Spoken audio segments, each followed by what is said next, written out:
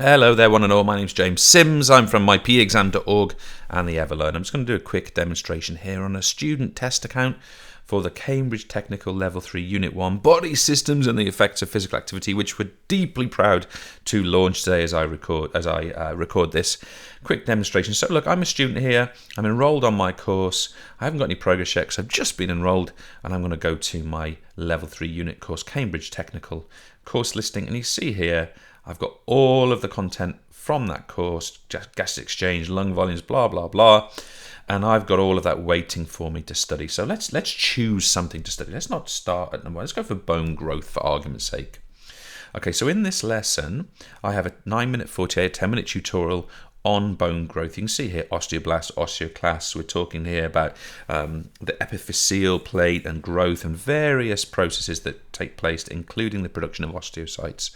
And that tutorial, bone growth, is one of the most fascinating processes within the human body. Now, is self-paced and it's really high quality teaching. And what we want to suggest to you as the teacher, or indeed the student if you're picking this up as a student, is that this teaching is going to be drawn in front of the student. It's the equivalent of a student sitting with a brilliant teacher one-on-one in a classroom with the teacher at the whiteboard. It's literally that process. And the teacher takes the student through, you see drawing in here the osteocytes and how they communicate, the key language, the key information. And the other thing, let me just turn the sound down a little so it buzzes away in the background.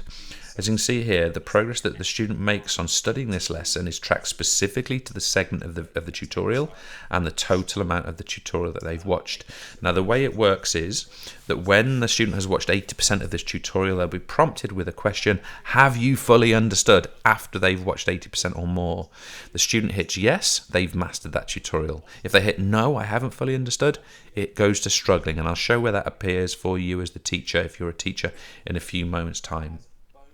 So the tutorials can be taken self-paced repeatedly, once, 100 times, whatever's relevant for the individual student.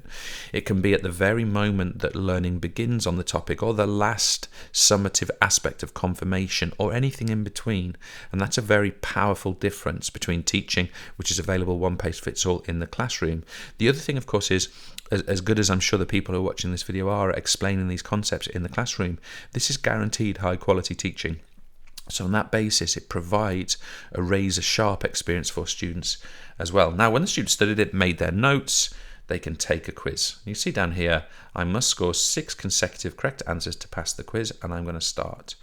Which part of a bone is made up of calcium phosphate crystals? Now, I'm trying to decide which one this is. I'm going to go for the matrix, and I get it wrong. It's inorganic elements. But I get the feedback of why I was wrong, okay? So I get calcium phosphate crystals make up the inorganic element of the bone matrix. It forces that knowledge and experience into the mind of the student. A mature osteoblast is known as what? And which one is this going to be? I'm going to go for an osteocyte. And I'm correct. Osteoblasts mature into osteocytes, and I start to get my feedback. What is synthesized by osteoblasts? And I'm unsure, I'm not sure. I'm going to go for calcium. But it's proteins and collagen. I get my feedback. Now, I'm going to keep going. So in here, I'm going to write clast. In here, I'm going to write blast. In here, I'm going to write blast, and so on. You get the idea. And I'm going to put those out. I was lucky I got a few right without reading the question there, but the student has to confirm their understanding of the distinction between, in this case, an osteoblast and an osteoclast. This one, what is being described here, the tendency for a bone to resist force and to curve or bend slightly before returning to natural form. Well, that's its tensile strength. And again, we get the feedback. And now the last question I'm not going to answer, but it's a free text answer. I'm wrong, of course. The growth should be referred to as the epiphyseal plate. So I finished the quiz as the student, and I get my results. I got 3 out of 6. I can look at the leaderboard. I'm the first person to use this quiz. And this leaderboard simply shows the last 25 people to attempt the quiz. So you can just see, if you've got 25 people in the class, you just see one another's results. We can view the questions with all of the feedback, very important process. And finally, we can restart the quiz because I didn't get my 6 in a row. So you start to see there the really important elements of that learning experience. Now, let me show you what the teacher sees. I'm now the test teacher. I can again go to the course, I can study the tutorial, I can take the quiz if it helps me to prepare, but I'm probably going to have a look at stats. And in the stats here, I've got 2 students in my group. You may well have 20 students in your group, so imagine the list being 20. I can go across in this progress report to all of the content. Now, the majority for me isn't started, but as I get over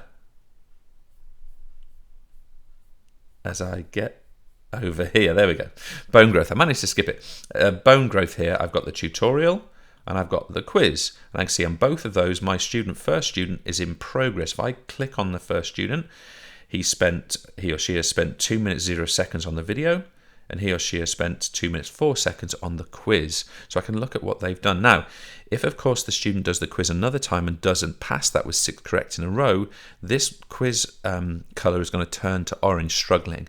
And that of course is going to indicate to you as the teacher that you might want to support them.